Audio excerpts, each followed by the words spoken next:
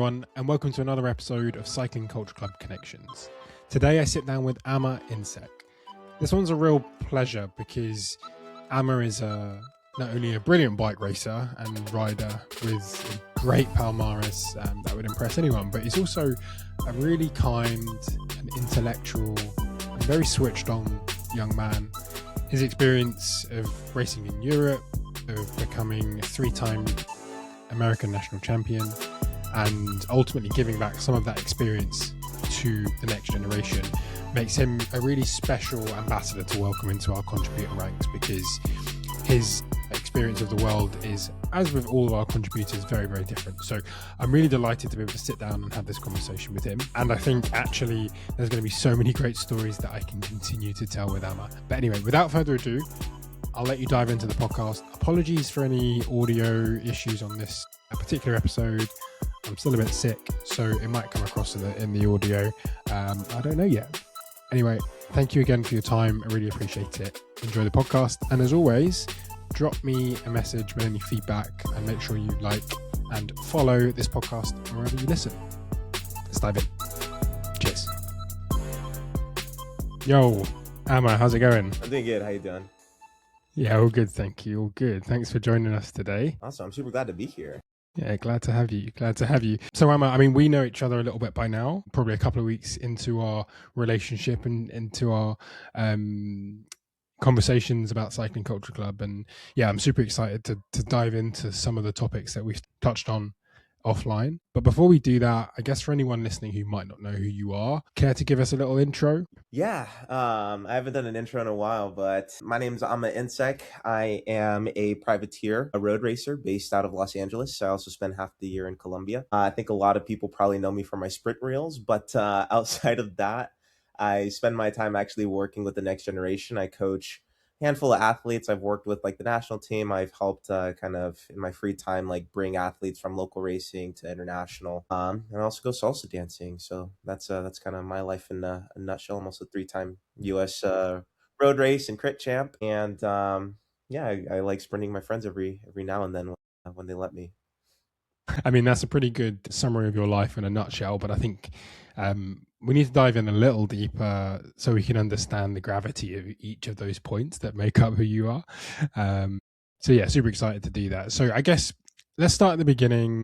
You know, you've achieved a huge amount in cycling, and even just offline, we were talking about how you're ranking, you know, these different achievements within cycling, which I think is interesting, because if we ever stop and think about what we've achieved and how we would rate it based on different scales, I think it would be a really interesting conversation. But yeah, tell me about those early days. Like, how did you discover the bike? Yeah, my dad rode mountain bikes recreationally in like the 80s and 90s, very recreationally. And when I was in middle school, I had asthma and was addicted to like World of Warcraft, like every kid at that point. It was sick. It was super sick. But there came a point where he was like, dude, you gotta stop watching Dragon Ball Z and like playing World of Warcraft. We gotta get you outside. And I was like, but I have asthma. And he was like, well, I'll give you choices. So he was like, you can either run, you can go for hikes, you can go ride your bike.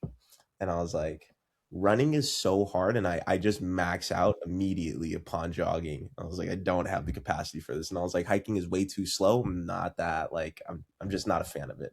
Older I get, I am a fan of hiking now, but the third best option at that point was riding bikes. So that's how I got started, and I hated it. I hated it for the first like 6 months. Honestly, it was the worst. I just hated every second of it. I was like, the uphills are really hard and like the downhills are really dangerous.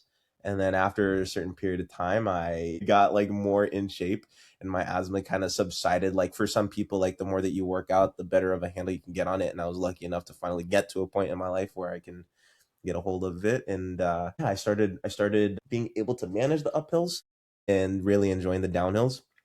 And then I started mountain bike racing from there. Actually, it was a pretty steep curve. Crashed a lot, and I'm an alum of the SoCal High School Mountain Biking League. So in the States, they have a program called NICA. It's National Interscholastic Cycling Association. They have different chapters for different states. It's extremely competitive, actually. And the first race I went to, there were like 600 student athletes that pulled up and they were racing. And I was like, I didn't know that this existed. This is so crazy. I need to get good so I can race here. And then that's kind of how I got started. So from there, yeah, I kind of rose through the ranks, really just trying to stay competitive in high school. And yeah, I found an affinity for the sport through that. Like I made my best friend of the last 13 years, I met at the first high school mountain bike race. And like every race was just so challenging as far as how hard it was, but like how beautiful it was. Like it was so challenging, but you're surrounded by everyone that's like your age. And yeah, it really got me more involved in the sport. And I transitioned over to road after that because there were just more opportunities to make the national team at that point in time than there was for mountain. So yeah, I transitioned over to road when I was 15, 16 years old. Made the decision I wanted to go all in at that point too. So cycling kind of became everything to me, when I like turned 15, 16 years old. Made the national team, so did my brother. My brother's a year and a half older than me, exactly 18 months. So I'm October 19th, he's April 19th. And he kind of led the way. So he made the national team the year before I did, and he was a top American at Paris-Roubaix. Did a bunch of racing in Europe, and I was like, I want to do that. How do I do that? I don't know if I'm fast enough to do that, but we could find out. And then, yeah, I just dedicated every single waking moment to obviously getting good grades, but like everything outside of that was just like, I need to give everything that I have to this sport. Yeah, I made the national team. It was not as spectacular as my brother's, but it was still like an amazing experience. I traveled all over the world that year, had a couple different blocks in Europe, had a block in Canada. And yeah, that those were my junior years. That's how I got started. So I guess coming from Europe, it's pretty unusual for me to hear that the high school system and that sort of level of education was highly supportive, by the sounds of it, of creating young athletes, and particularly young mountain bike athletes. That would be completely unheard of where I'm from in the UK. Tell me a bit about that. Like, is that a common thing across the US? Is that just where you grew up? So yes and no. I wouldn't say that the education system is supporting, like youth development to that extreme. High school mountain biking is not something that is necessarily a common sport. It's becoming more common now, obviously, but like with the expansion of NICA, but NICA doesn't necessarily work with like the federal government. So it's not like a regular school where like, hey, like you have a free period, let's, you can join cross country, you can join basketball, you can do this, you can do that, tennis, soccer, what have you, or football. It's very much like after hours. Like if you want to ride mountain bikes, you can join the high school mountain bike team, but you're not going to get necessarily any credits. There are very few schools that allow it to count towards like your actual curriculum. So it's very much after hours. So high school team meets up, they they go ride in the mountains, they come back, but none of it is actually supported by like the federal government. It's supported by NICA. So NICA is like this foundation. It has its own like insurance codes and stuff like that. It built out its own program. So for example, like one coach for every 6 athletes while you guys are out riding. And it built out this system that is sustainable, that grows to get more kids on bikes. It works as a really great system to get more kids on bikes, but it doesn't necessarily do the second step, which is developing them to the highest level. So for example, Christopher Blevins, Riley Amos, Gwendolyn Gibson, Madigan Monroe, Seb Coos on the road, who else on the road, like Kevin Vermark, they all raced NICA. That's how a lot of them started.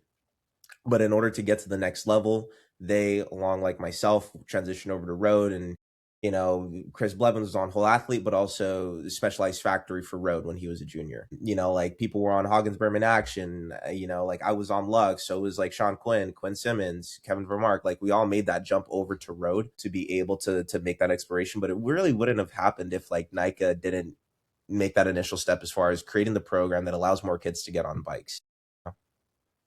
Yeah, that's really interesting. I think we underestimate as a society and as an industry, what those organizations that provide those footholds for young athletes to like get into the sport. And I think, yeah, without a handhold, not saying you don't have to do loads of work yourself, because of course you do, but with some of that infrastructure to exist within, I guess it made it certainly more aspirational for you to like step into that next phase. So I guess timeline wise, we put you sort of 15, 16 years old. You're in the national team. Congratulations. What does that look like for a 15 or 16 year old? You mentioned traveling over Europe, but like, what's your day to day Yeah. at that point? So to correct, like I transitioned over to road when I was 15, 16, and I made the national team when I was 17, 18. So I was like 17 years old racing in Europe.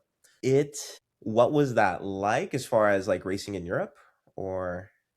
Just your day to day. I mean, I get up, I brush my teeth, I go to work. But like, and when I was 15 or 16, I got up and I went to school and I studied maths and science or whatever. But like, what does racing on the national team at that sort of age? What does it look like for an athlete? For the majority of athletes like that are on the national team, it's actually pretty chill when you it's high stress, but the day to day is seemingly chill. Like mentally, it's a mental game. But yeah, so we wake up, have like a small breakfast, we'd go out and train for maybe like 1 hour coffee spin, 4 hours endurance. Like it depends. Everyone has their own different training plan, but also national team director would like, go out and ride and say like, hey, this is what I'm doing. Like, if you want a guide, like let's go. This is what time we're leaving. We're leaving at this time, not a minute later, not a minute earlier. Be here at this time. Like you're early or you're late. Um, that was pretty much how it went. Like we were focusing on eating healthy. We'd come back, we'd shower, stretch, maybe go over some race analysis for Paris-Roubaix. We'd be watching like the cobble sectors or the pave for like the year before, or like specifically analyzing like critical moments. So it'd be like race analysis for stuff like that. The rest of it, like people were people have like online school. The majority of kids on the national team were like online schooled. For that, I was already in college, so I couldn't miss like a month of university, or like you'd get dropped from your class. So I was taking online classes as well. Yeah, so there'd be times where like everyone's just kind of doing their own thing, stretching, studying, getting schoolwork done, taking exams. We typically like kind of walk to um Coffee Mundo. It's a little cafe that's like maybe like a quarter mile, half a mile away. Yeah, and like I don't know, there's just kids being kids. Like there'd be times where like rarely the year I went was the year after Brussels had gotten bombed. So like, yeah, there was a lot of questions as far as like, hey, were they looking for Americans? Like we don't really know. So we were kind of on lockdown, so we couldn't necessarily explore too much. But typically, if there's free time, we take a train to Antwerpen and kind of explore around. We have little bikes. We have little fixies that we could ride around. Is like if we wanted free transportation, like we have a storage house that just has like these fixies with like handbrakes. But the year that I went, they only put front brakes on. They took the rear brakes off because kids were just doing ridiculous stuff. So they're like, we just need to control the speed here. So we're just only going to put on like one front brake so they can't get up to speed. But we'd still take them on like the back trails. Like when like we just had like an evening free, we'd all just like take them off the racks and just go explore on like the back trails and yeah, try to break them. But yeah, nothing too crazy. Nice. I mean, that's such a different experience to a lot of people that age, I think, and I think that's pretty fascinating. Timeline wise, you're in college, so 17, 18. You're in Europe. Had you spent any significant time in Europe before that point, or is this like a completely new, fresh experience for you? No, this was the first time I went to Europe. So I think it was a lot for me. I think that when I was younger, I didn't necessarily understand why. But the older I get, I'm like, yeah, like it kind of makes sense. It's such a stressful environment. I don't think it was necessarily that healthy. A lot of it was like national team directors, like, hey, you sure you want that pastry? And, like we're watching what we eat. Everyone's teammates, but everyone's also like looking for a World Tour contract. So it's like, we're really not teammates sometimes. So it's, I don't know. It was a little bit more toxic than I would have honestly like enjoyed. And for me, I was like, dude, wasn't necessarily homesick, but culturally, I was just like, bro, this is not really like my jive. So yeah, for me, I was just like, I'm just gonna keep to myself for a lot of the trip, and yeah, like the best experience for me. The second and third time I went, it gets a little bit better. You get a little bit more accustomed to it, but it's not necessarily like a European lifestyle. Isn't really what I'm looking for me to be happy. Yeah, I guess I can't say I'm surprised by that recollection and by that the way you position that, because I've had a few conversations with lots of different people from different backgrounds who have said similar things. So, I spoke with Laurie Sharp, for instance, yeah, and also Tennille Campbell and others that have ended up in Europe, having grown up in America or the Caribbean or anywhere outside of Europe, basically, and finding that sort of culture shock of landing in Europe to be quite a barrier and to be quite a difficult period, at least initially, while they sort of get accustomed to what it means to be a non-European in Europe. And actually, that said, we get a lot of the biographies for the UK athletes, the big guys, Luke Rowe and Garrett Thomas and Wiggins, etc. A lot of their discussions around their transition into racing for a French team or a Spanish team or whatever speaks to some difficult cultural adjustments as well. But all that said, I think you've got that extra challenge of being a black man, right? And coming into a world that isn't necessarily full of people that look like you and me. What did that feel like for you? Did that cross your mind as a 17-year-old, 18-year-old guy? Yeah, well, it didn't necessarily cross my mind. It was just like frustrating often. Yeah, I don't know. I think that I hate saying like, it's because I'm black, like all this stuff. Like, understandably, like culturally, like I come from a different background. So I don't know. It was just, it was always interesting when I would have conversations with folks and I'd drop like, I don't know, like black slang, like, African American slang. And I'm like very much misunderstood because I think honestly, like it's also black slang itself. Like, bro, like that's like I don't even like that's wicked.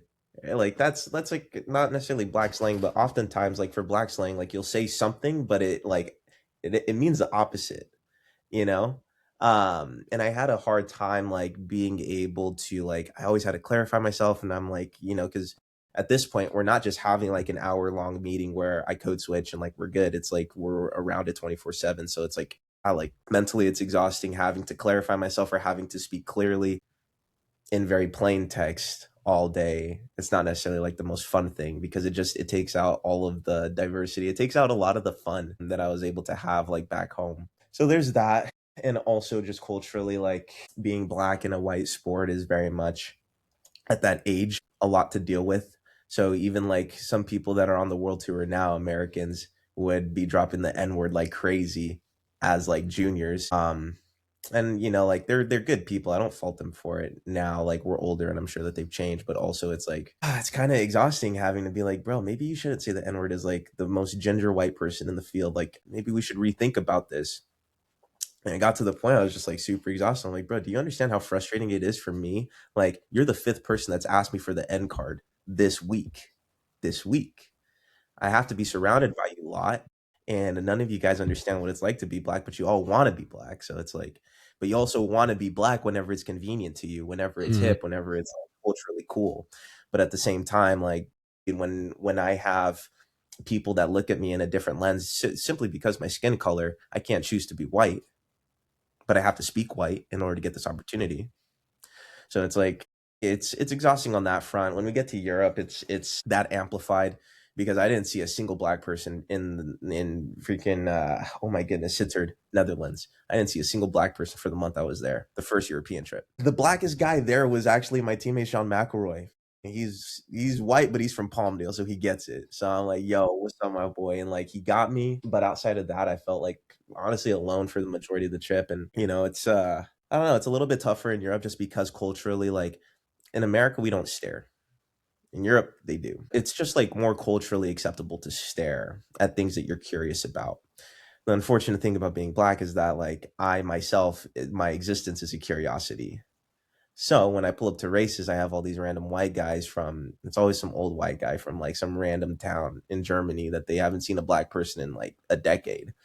So then they pull up to a race where they're expecting to see all white kids and then bam, I'm there. It's like, whoa, what are you? Having to deal with that was kind of just it's just like the little things. It's like Chinese water torture. I'm just constantly getting the little drip, drip, drip, drip. And even at the start line at Roubaix, they call me the painted man. They call me monkey. I'm just like, dude, this is crazy. And I think it's like levels of exhaustion like that As we're already competing on the world's highest stage, Roubaix is the biggest race that there is in the world for juniors, outside of world championships. And even then, that's debatable. Like some people would rather win Roubaix than win worlds.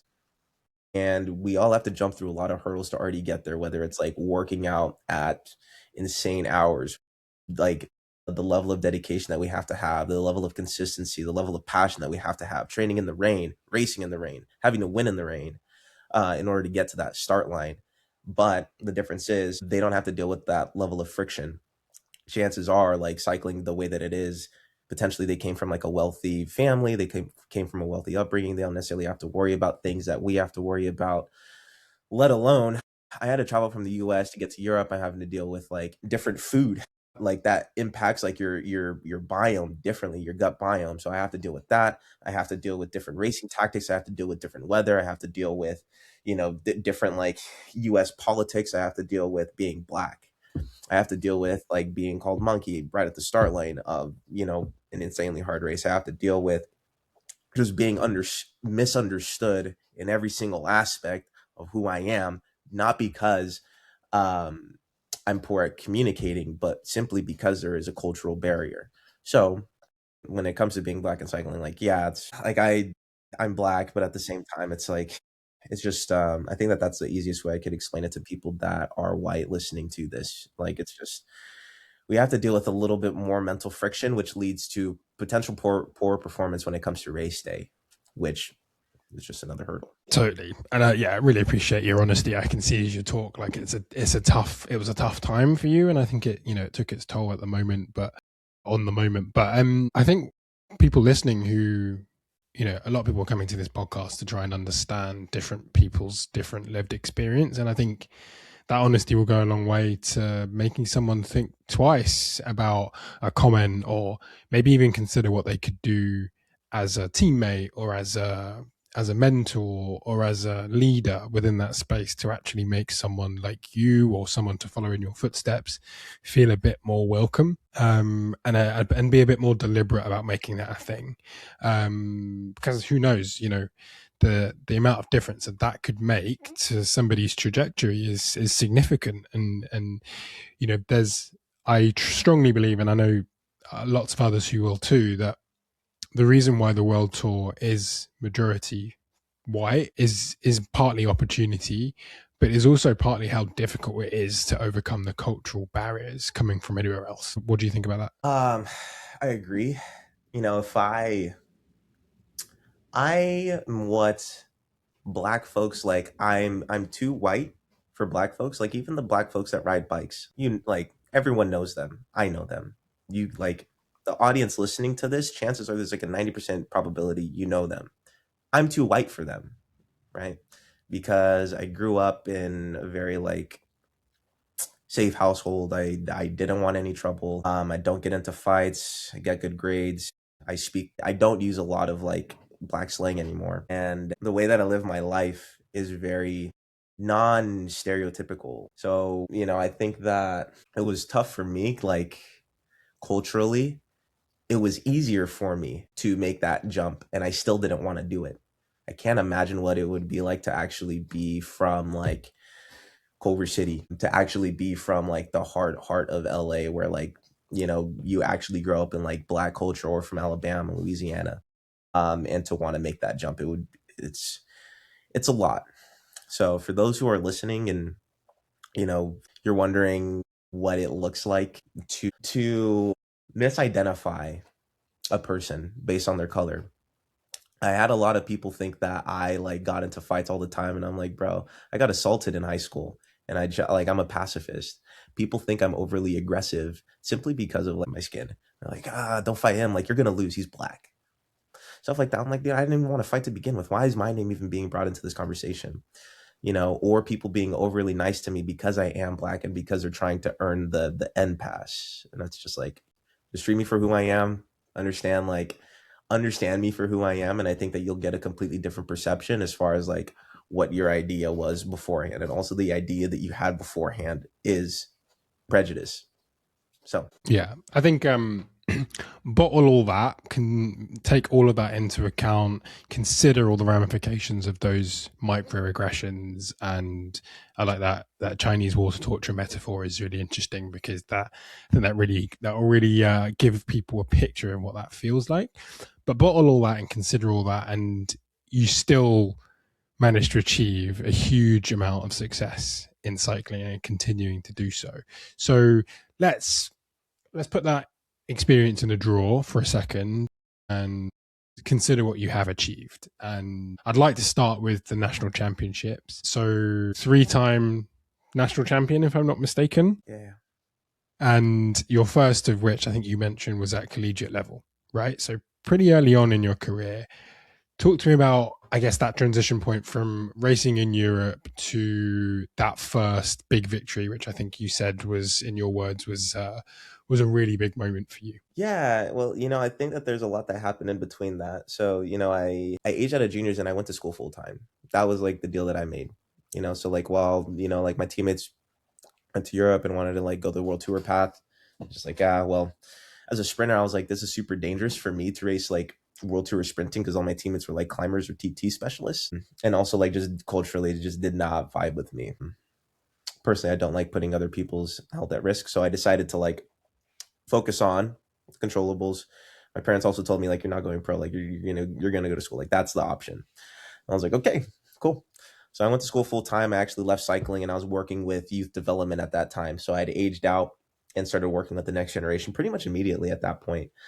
I came back to cycling because of Legion, and that's what brought me back in. So I took like a 3-year hiatus essentially from like racing at a high level. After Legion, I went to Best Buddies and also went back to school full time. Like my dad had passed during that period. A whole bunch of different things had happened. It was a super crazy like period of my life. But I went back to school full time. I was racing for Milligan University, and yeah, it was really crazy. It was pretty hectic. I was going to school full time, working with like 40 juniors, also racing professionally for Best Buddies, and I had a girlfriend at the time. So it was just like all hands on deck. I was not sleeping that much. But going into the national championships, yeah, I was honestly on really good form, was producing some of the highest power numbers I ever had, and felt very confident. I actually got COVID the week before, like a week and a half before. And thankfully I got my boosters after like 4 or 5 days. It was pretty much out of my system. So I was able to start riding. And it was a pretty high stress week, because I was like, dude, I really don't know how this is going to go. I was not expecting to have COVID. Also, like I had a bit of like lung issues. I think just from having asthma as a kid afterwards kind of hit me hard. Um, but yeah, the team believed in me. It was a really insane day. We did everything that we could to control the race and to keep me rested. And going into 7 to go, I brought the team to the front and I was like, look, like just follow CMU. They're going to be doing this lead out train. I need you guys to get behind me and just fan out. Keep me safe, keep me out of the BS. I don't want people dive bombing me and trying to crash me out. So if you can do that up until 3 to go, I think that CMU is going to kick it and I can take it from there. And that's pretty much exactly what happened. I let CMU do their lead out, and then their lead out guy, I don't know how he thought he was going to smoke me, but yeah, it did not happen. Came across the finish line, and it was pretty unbelievable. So yeah, I think a lot of different things kind of came into alignment as far as like the teamwork, as far as understanding how CMU was going to operate. And for me, it was really big for me because I'm such a big team player. I really do enjoy like the team aspect of cycling, and that like road cycling specifically. Um, and I'm so used to like just doing like my role. I really enjoy like doing my role and then just like sitting back and just watching the fireworks go off. But to have me be that guy for that day, and to have everything just go right, yeah, it was amazing. And for me, like only thing that I wish was different was that my dad was there so that he could be like, dude, good job. Like, um, yeah, he was always a really big fan of like me riding bikes, and I think that for me it was a beautiful day. And props to the team. Thank you, everyone. Yeah, it was very, I don't know. It was a really amazing moment. Yeah, I just wish my dad was there. I'm sure wherever he is, he was looking down and was proud of you, man. I mean, but the legacy that he would have left, even just from being, a recreational mountain biker, who would have known that would have been the breadcrumb trail that would lead you to where you are now, right? So, yeah, big kudos for that. And I think, yeah, there's no question that he'd be very proud. So that national championship was obviously a big moment. I've got no idea how it works. Like, you become national champion in a particular discipline. Does it change your life? For collegiate, no, because I had already risen to a level that, like, let's say I wasn't already on a pro team. If I did win collegiate nats, that might open doors to get onto like a pro crit team. But I was already on like one of the best. It was either Legion or Best Buddies. Those were the two. Those were the two top teams, and I had already ridden for both. So I was like, sick. Let's just continue on with the summer.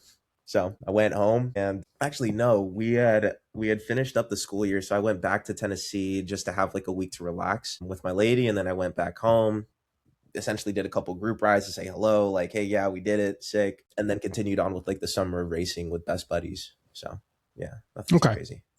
So, you were able to celebrate it, you're able to relish and soak up that moment, but otherwise pretty much business as usual. Yeah. Those are a lot more friendly, like if you have stars and stripes on you, but Sure. yeah, for me, I'm just a pretty chill guy, so I was like, sweet, let's train. Took it in stride. No biggie. Yeah. Okay. And then, so do you get your national jersey immediately? Like, you're riding for Best Buddies at the time. I guess your kit sponsor, did they sort you out with a custom, pretty sharpish? So because it's collegiate, my collegiate team designed a custom kit. Okay. So you leave the venue with, I have it hanging up, like an actual like typical like USA jersey. But from there, like, you go to like your actual clothing sponsor and say, hey, I won national champs. Can we get to work on, building this national championship jersey that I can race in that has all my sponsors on it? And then you kind of get to work there. USA Cycling and the UCI have certain rules that you have to follow when it comes to like a dress code when it comes to national jerseys. And assuming that it meets all that, print the jersey, you start racing in it. You can race in it as long as like you're in your discipline. So for me, it would be like whenever I'm doing a collegiate crit, I can race it. Okay. If you were doing a regular road crit, you wouldn't be able to ride in it? No. Okay. They have so it is very specific. It is very specific. Yeah. Okay.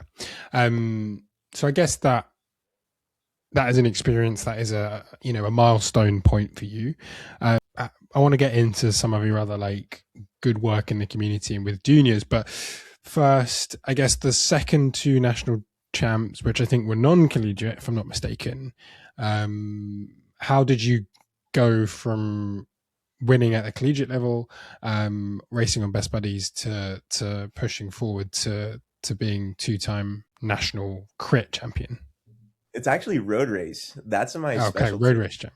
Yeah. I really enjoy sprinting after like 4 hours. So okay. I think so I go home after winning national championships, I train, and then about a month later I win the road race for Cat 1. So that was a month later. Oh, okay. So the same year. Yeah, same year.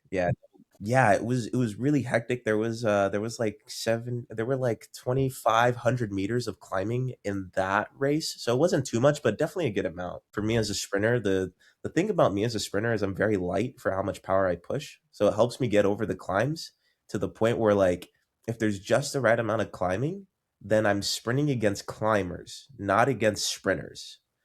And that's exactly how the race unfolded, actually. So all the sprinters got essentially spewed out the back in the first, what would be 50 kilometers of this 160-kilometer race. And I was like, I wasn't thinking about myself at all. I was like, yo, like, there's so much climbing in this race. I'm gonna get spewed out. But until then, like, let me be bottle service duty. Like, let me help you guys out. So I'm literally delivering like 20 bottles a lap, just boom, boom, boom, boom, boom, boom, boom. Like, what do you guys need? I got you. I'm literally like, shoving them up the hill so that way they can like rest up and like get a couple more seconds of rest. So that way, like, when the fireworks really go off, they have the legs. Somehow fireworks kind of went off throughout the race, but bell lap, I was like, dude, there hasn't been an insane attack yet. My teammates off the front, I'm like, I'm just sitting pretty. All my teammates are well fed and taken care of in the field. Like, there's not really much for me to do. I'm like, okay, well, the fireworks are going to happen on this lap. I'm cramping a little bit, but like, let me just try to get to the finish. Fireworks end up happening like maybe 15K finish. The 40 group pack that was left ends up getting split into like literally like 7 different chase groups. I'm in the last chase group, and I'm like, I could see the first chase group. I'm like, I think I can leapfrog. I could just be explosive and just jump to the front because it's rolling hills into the finish. So that's exactly what I did. I was literally blacking out, but I'm like, okay, sweet. I need to hit this corner hard so I can save energy.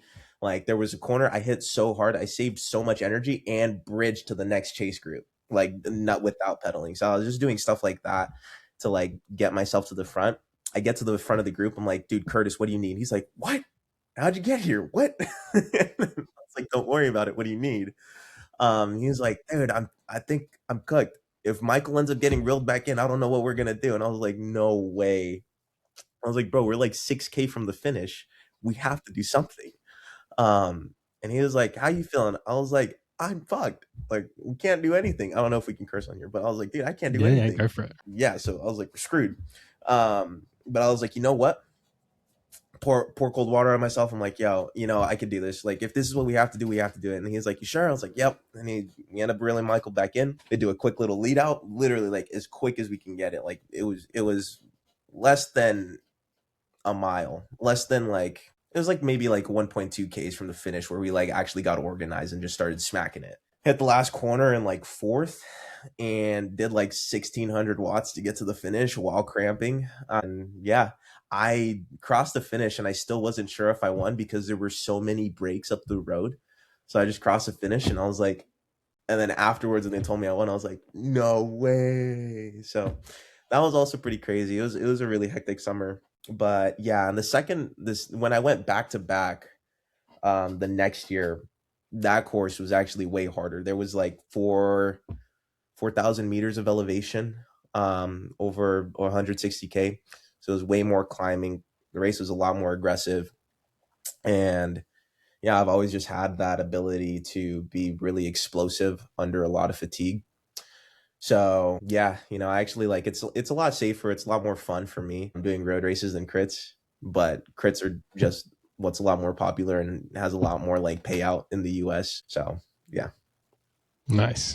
And I guess was this about the same sort of time that you started making your reels for social media? Because I think that's where I first came across you.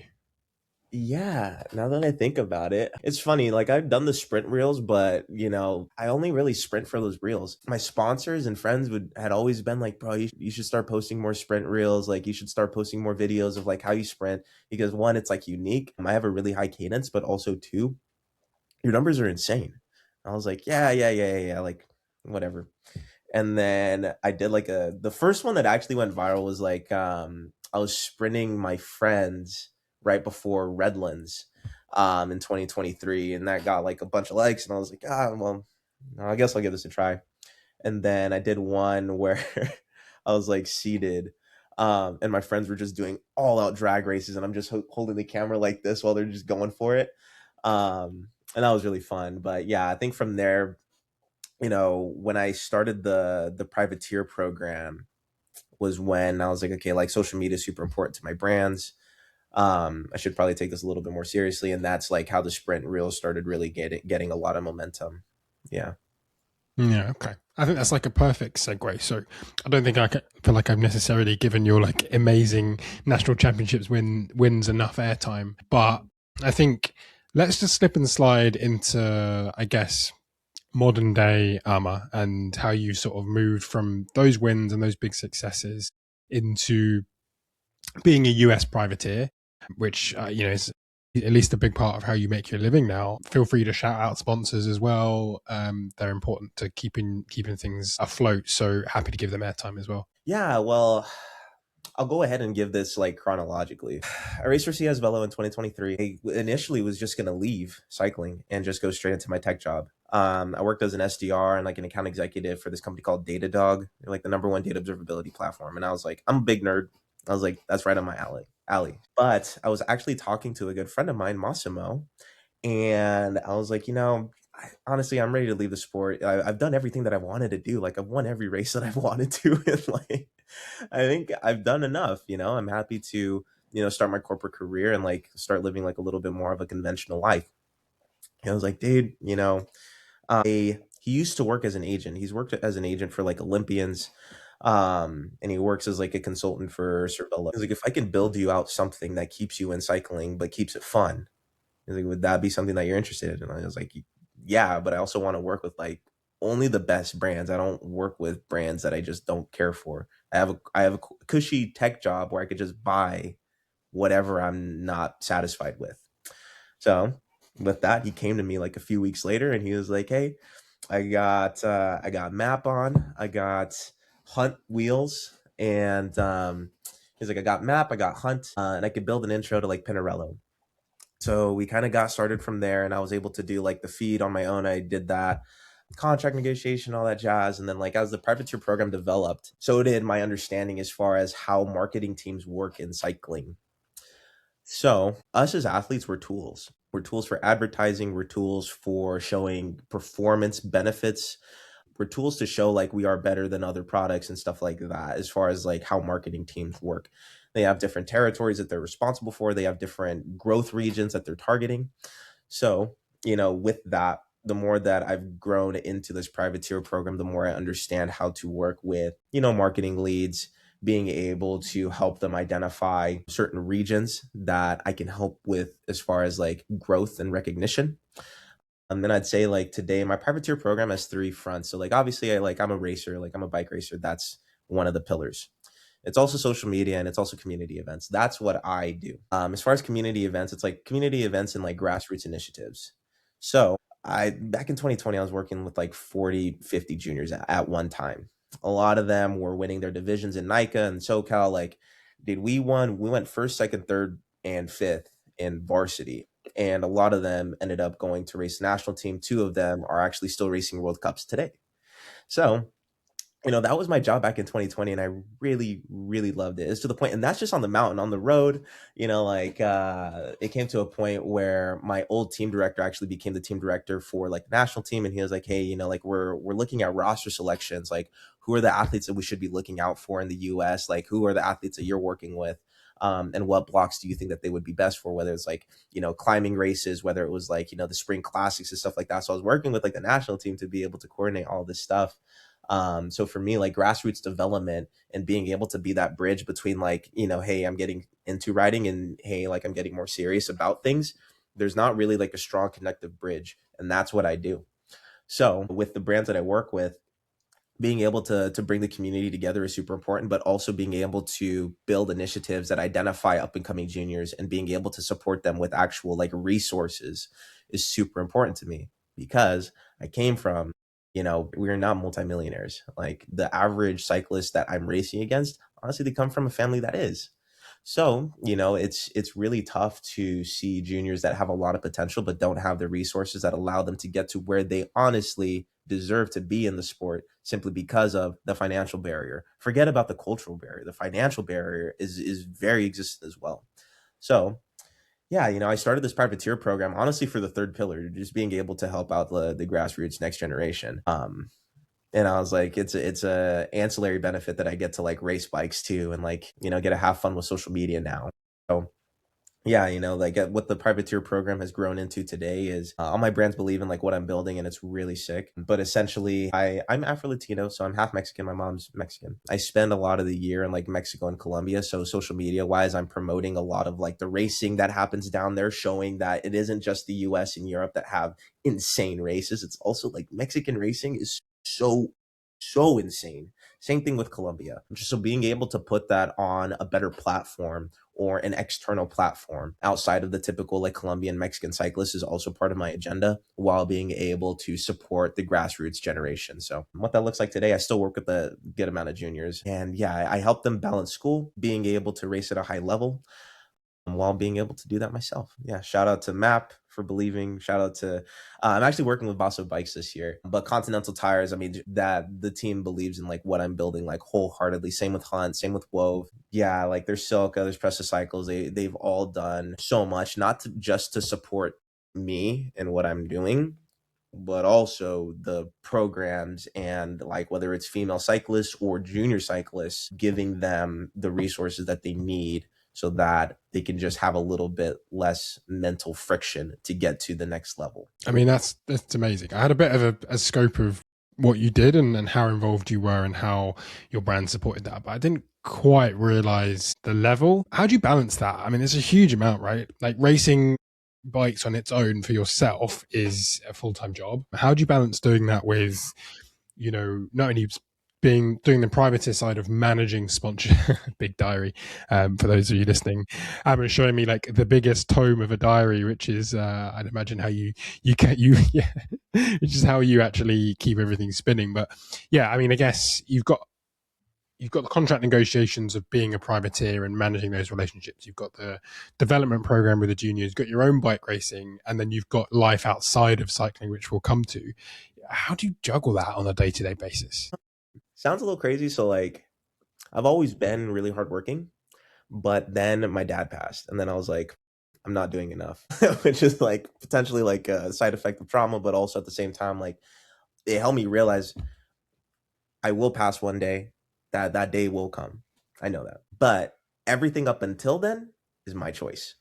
So, who cares about the sleepless nights? Who cares about like, this is hard? At the end of the day, like I'd rather deal with it being hard and living a very fulfilled life than to, just stop trying and stop making the most out of every single day and end up getting to my 50s with regrets. So yeah, it's a lot to balance. At the same time, it's like maybe not the best environment to have a significant other. It's like it has its own challenges. No, it's not a perfect life, but at the same time it's very fulfilling. So for me, how do I balance it all? Like I also spend a lot of time alone and I prioritize like me time. So, when I went to Colombia, the first 6 weeks I was there, I was alone. I had no friends. I was just like, I'm here to train. I'm here to build out my privateer program. And that is all I did.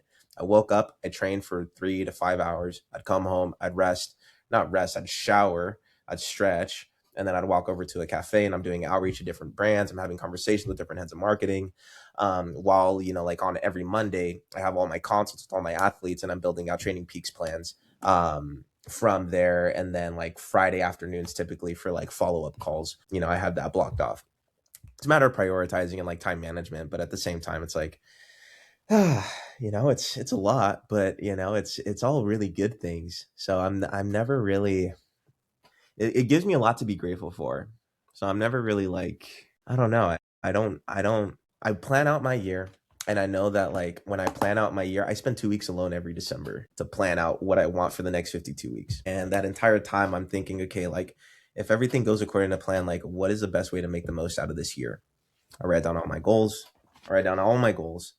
And I think about feasibly like what needs to be done on like an annual basis in order to ensure that this happens, monthly basis, weekly basis, daily. What does this look like? And I just kind of go from there. Dude, that doesn't just sound like hard working. That sounds like hard performing as well. I think you're a high achiever from everything that I know about you, and I think you got to be to be able to balance what you're doing. So yeah, big props to you. You achieve a huge amount. I might need to get Thanks. myself one of these big diaries. Do Should, away should. with It's the called digital. It's Yeah. called the what? So I have Google Calendar too, but it's, yeah, I don't know. I like writing things down. It sticks in my memory better. Yeah, too right. Okay, so I feel like we could dive in a whole additional podcast on the privateer program and particularly on the initiatives and the people that you're supporting through the development program. I guess I'm particularly interested in this idea of racing in South America and in Mexico and Colombia and your experience out there, because I don't think it's one that most listeners will have come across. And certainly I don't really have a conception of what racing looks like out there. I know that Colombia sends a lot of very talented pros into the world tour, partly because of the terrain and the altitude, but the culture as well. And I love seeing that. So I guess give us a little lowdown of what it is to spend time out there as as a half Mexican as well, and what that connection is there, and how that sort of brings into your cycling and what you take back to the US. Yeah. Okay. So I'll give the background here real quick. So like I'm half Latino. When I was on Best Buddies, there was like legit the most diverse team in America. Like they were all like, except for Tanner Ward, all Latinos or black. So it was really sick. And the consistent thing from all of them was like we had a Cuban, we had a Dominican, we had two Mexicans, we had a Venezuelan. I feel like I'm forgetting one other, but they had all trained in Colombia at various points in their life, and they all had amazing things to say about it.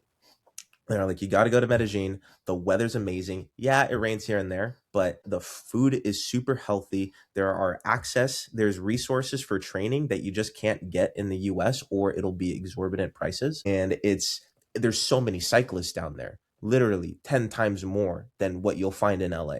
And I'm like, I don't really believe this. Like, but then I'm like, I have to go check this out. So 2 years later, I end up checking it out. And I was like, they were not kidding. They were not kidding at all.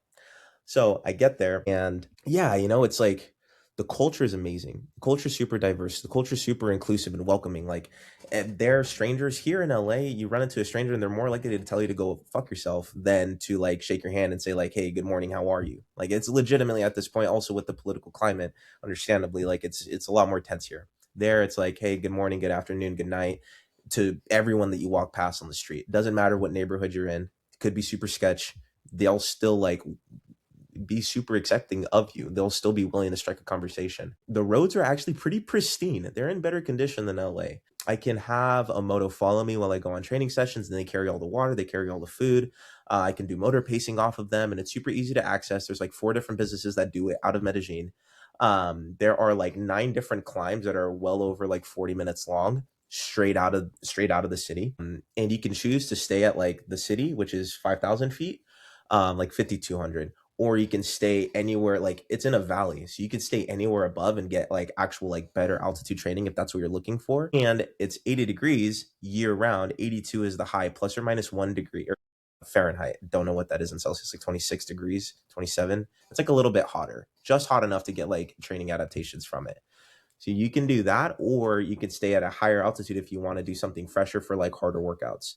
So you can really make the most and like mix and match it based on what you're looking for. You can ride flat terrain for 5 hours without, necessarily doing loops. You can do a million different climbs.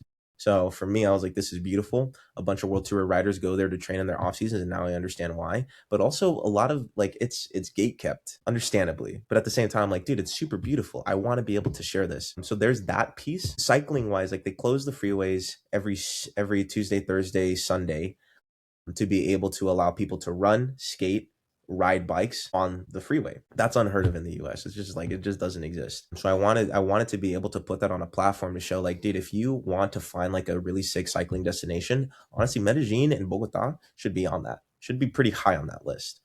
And everyone is so friendly when it comes to cycling. Like they will ride with you, they will make conversation, they'll welcome you, and they'll recommend restaurants or what have you. They'll bring you to like their favorite cafe, and it's so beautiful. So I wanted to be able to share that. It's the same thing with like, Mexico City. The riding in Mexico City is insane. Safa Brian can tell you all about that. He also has an insane amount of videos of how sick it is. Same thing with Guadalajara, same thing with Oaxaca. I want to be able to share these places because each of these have like amazing riding, but at the same time, different cultural significances. So, the history of like Mexico as a whole is a lot more indigenous, but like the level of indigenous history is a lot higher in Oaxaca. People are way more in tune with like their origins than they would be necessarily like in comparison to Mexico City, because Mexico City is way more gentrified. Mexico City has way more like traffic through it. That's a lot more touristy versus like Oaxaca. So like just being able to share these stories is something that's super important to me. And when it comes to racing, they're all insane. They're all insane. Like Colombia has some insane like climbing races. Mexico has a little bit of everything. And there's a race that I went to called Zacapu last year. 10,000 plus spectators in the middle of nowhere, Jalisco, middle of nowhere, and it happens on Mexican Independence Day. People start drinking at 8 a.m. It's like Tulsa Tough. People like Mexicans call it the Tulsa Tough of Mexico. And people start drinking at 8 a.m. The pro race goes on at 3. There's 200 pros that line up, and it's essentially a crit for 2 hours and 45 minutes. And we're averaging like 29 miles, or like we're averaging like 50K an hour, like 47K an hour. Insane attacks out the wazoo. It could be what would be like 37 degrees Fahrenheit one moment, and then drop legit like 8 degrees Celsius over the course of like 10 minutes. And then it's pissing rain. And like now you have to deal with all this stuff. And like there's wild dogs on the loose. They might run across the race course. So you have to worry about that. But then like the crowd's kind of hoping that happens because they're cheering for anything crazy.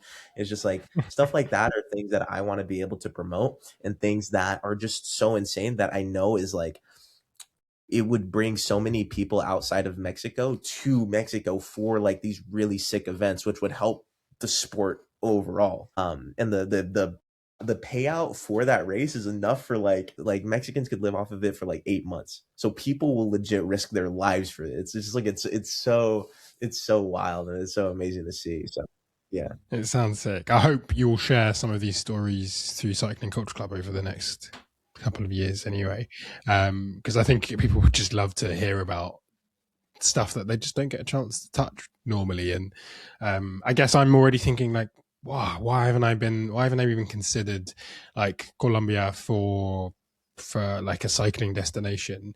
I guess is Spanish language is it a barrier? So yes and no. Like there are people like if you go to Medellin, obviously, like it's a very touristy site. Like if you stay in Poblado, like it's like right near downtown, everyone there's gonna pretty much speak Spanish more or speak English more or less. But what I would say is like learning Spanish is an opportunity to show you what Colombia is actually like outside of Mm. the touristy spots. So it's like it's a language barrier, yes, to experience the full fledged like what Colombia is like. You know, it's like Germany. Like, yeah, you can go to Germany and like, yeah, they speak English, but yeah, they're gonna treat you a little bit differently if you show up and you're speaking German. Yeah, So it's got the you. same. Yeah, I think it's there's so much to Colombia. Yeah, I would recommend polishing up your Spanish, at least like conversational, so that way you can make some friends. Yeah, I mean, mate, I'm learning anyway, but maybe it's a good opportunity to hone it and spend some time out there and actually really like refine it, right? Yeah, exciting. Okay, so I think there's plenty more to dig into in terms of that scene. I think there's so many untold stories there, frankly, because like people just not talking about it, apart from the odd, biopics around some of the Venezuelans and the Colombians from the world tour. Like you just don't hear about riding over there, not enough anyway, and certainly not stuff that I've seen. So I think we've got a podcast in to do on that alone soon. I guess I'm thinking about what a sort of rounded individual you are, and cycling is obviously a big part of your life, and you've already had a great impact on cycling and the experience of others, particularly the next generation. But what about you beyond cycling? You're a clearly very intelligent, very well traveled, very interested and curious man. Talk to me about Ama beyond two wheels. Me beyond two wheels. Obviously I still stay in touch with my brother. He's a year and a half older than me, but he moved to Nashville last year. So I spent a lot of time just like touching base with him, seeing how he's doing. I do take salsa classes here and there when I can. Obviously the schedule is a little bit hectic, but I'm going tonight actually.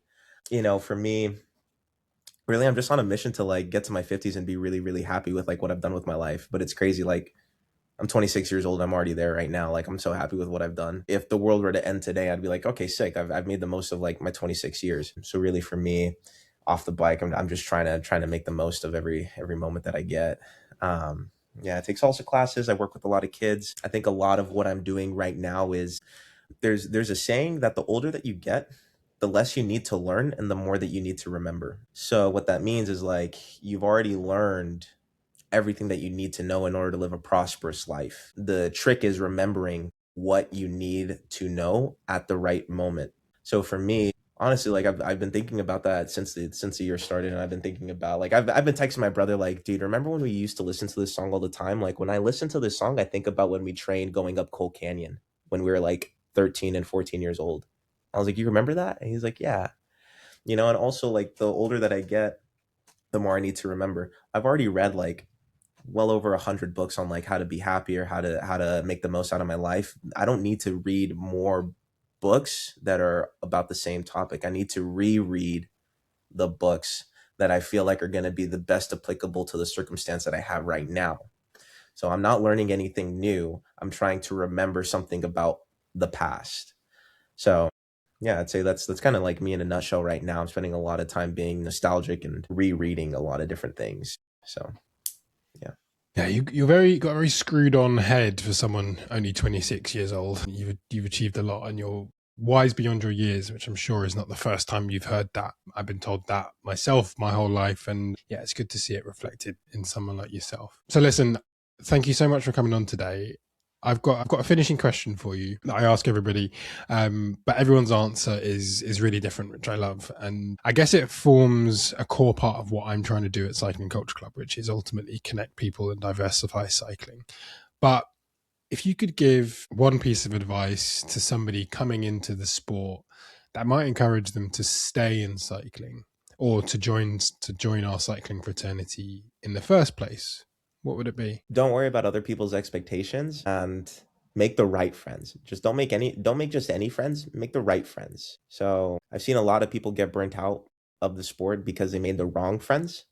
And it ends up being like, like drama broke out and I just don't feel like riding anymore. Boom. Like I haven't ridden my bike in the last 4 years. That happens. Or also like people's expectations as far as like, bro, you pull up to the group ride and you're wearing white shoes. What the hell is wrong with you? Like all the like typical like cycling banter that's very like, I don't know, diminutive and very, I don't know, like not inclusive. Build your own expectations. Just enjoy riding your bike. If you enjoy riding your bike for the simple pleasure of riding your bike, figure out what that reason is. It'll stick with you a lot more. I think that most people ride bikes to further better themselves on a daily basis. People ride bikes for the social aspect, which is okay. Like that's totally cool. Like find several different groups in case one doesn't work out. People ride bikes in order to escape something too, or to go on adventures. Like there's a million different reasons why people ride bikes, but find your why and go all in on that. And you'll find yourself, for me, 13 years later, and I'm loving every moment of it, even with the broken arm. Thank you so much. That was a very eloquent answer, and we'll make a beautiful soundbite for the end of the podcast. So, yeah, I guess thank you for the time and for the honesty and for tackling some of those more difficult topics with such grace. I guess to give people a chance to find you, where's the best place online to get in touch, to follow along on your journey? You can find me on Instagram. It's at Ama Nsek, so my first and last name, pretty easy. I don't think that that's ever going to get taken. But I'm also on YouTube if you want to see like longer like race videos, or if you're in high school or like developing in the sport. I do like more, I'm actually producing right now like more educational content, especially around NICA or like high school development, but also for like new and up and coming writers, how to essentially make the most of your time, understanding like most people are time crunched. So yeah, I'm on YouTube there. Actually, I use my full name there. Ama Nsek, Amaette. Last name is Nsek, Nsek. I didn't even know that was your full name. It's like, it's my full first name. Okay. Yeah. I got like 5 different names. It's African. Yeah, I love it. Maybe we should use your full name when we promote this. Let me know what you think. We could. I think that it's so long. It's so long. I think that the algorithm would definitely jumble it up. But yeah. But for those who are interested in hearing more, definitely listen to part 2. We still have more coming. I think there's at least 3 or 4 podcasts in you, and we'll do it. Cheers, mate. Thanks so much. And see you soon. See you soon. Cheers. Peace. That's a wrap on another episode of Cycling Culture Club Connections. If you want to discover more about what we do at Cycling Culture Club, then jump over to cyclingcultureclub.cc. Ultimately, we're a community of advocates looking to diversify cycling through content, through connections, through community, and everything we do is run on a not-for-profit basis. So we're really looking to do this for the betterment of cycling, for the betterment of the future of cycling. So your support is really appreciated. You can do that by signing up to our newsletter, leaving us feedback so we can continue to get better, listening to our podcasts, liking, following them where you see them, and also buying our merch. Like this hoodie here, we have hats, we have t-shirts. All of the profits from that merch go towards supporting our initiatives, like keeping the website alive, to supporting individual riders, building our scholarship programs, and ultimately making Cycling Culture Club what it is today. Thank you so much for your support and for your time. See you on the next one.